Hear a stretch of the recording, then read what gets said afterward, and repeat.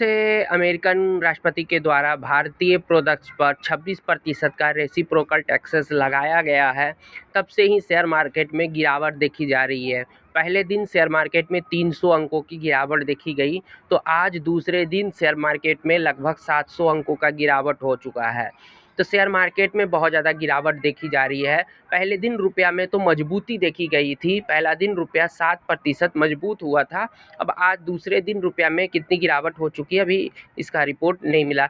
तो रुपया में गिरावट हो सकती है, तो ज़्यादातर उम्मीदें हैं कि रुपया में गिरावट हो सकती है और शेयर मार्केट में भी गिरावट होगा, रुपया में भी गिरावट आएगी और आपके फॉरेक्स रिजर्व में भी गिरावट आने की बहुत ज़्यादा गुंजाइश है। देश में नौकरियां जाने का भी बहुत ज़्यादा चांसेस है कि अगर अमेरिका के द्वारा रेसिप्रोकल टैक्सेस लगाए जाते हैं तो इससे देश में बेरोजगारी बढ़ने की बहुत ज़्यादा गुंजाइश है, लोगों की नौकरियां जाने की बहुत ज़्यादा गुंजाइश है। तो भारत सरकार इसकी तोड़ के लिए विचार विमर्श कर रही है, मीटिंग्स किए जा रहे हैं, कैसे इस समस्या का समाधान किया जा सके। तो भारत सरकार के द्वारा समस्या का समाधान खोजा जा रहा है।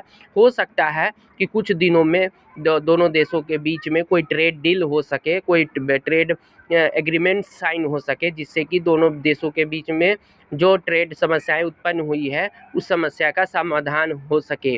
तो अगर इस समस्या का समाधान हो जाता है तो ये भारतीय लोगों के लिए बहुत बेहतर होगा, क्योंकि हमारा ग्रोथ तेज़ी से हो सकेगा। एक हमारे ग्रोथ में बहुत ज़्यादा तेज़ी आई हुई थी।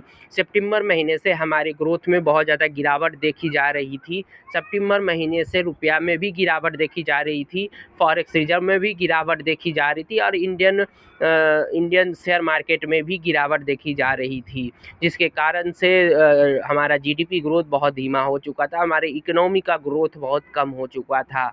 हर तरीक़े से इकोनॉमी बहुत ज़्यादा क्रैश हो रहा था, लेकिन फिर से इकोनॉमी में तेज़ी का दौर आया, फिर से रुपया में तेज़ी का दौर आया, फिर से हमारे फॉरेक्स रिजर्व बढ़ने शुरू हो गए और इकोनॉमी फिर से बूस्ट होना शुरू हो गया था। लेकिन फिर से जब से अमेरिकन गवर्नमेंट के द्वारा रेसिप्रोकल टैक्सेस लगाए गए हैं, तो फिर से हमारे शेयर मार्केट में गिरावट का दौर शुरू हो चुका है। इसका असर हमारे जीवन पर बहुत ज़्यादा पड़ेगा। शेयर मार्केट है क्या? शेयर मार्केट से हमें एक रिपोर्ट कार्ड देता है कि हमारे देश की इकोनॉमी कैसी चल रही है। हमें ये पता चलता है कि इकोनॉमिकल ग्रोथ कैसा हो रहा है। इससे ही शेयर मार्केट के सूचकांक से हमें पता चलता है कि देश में तेज़ी का दौर है या देश में मंदी का दौर है। क्या देश की इकोनॉमी बेहतर चल रही है या इकोनॉमी में गिरावट है, ये हमें शेयर मार्केट से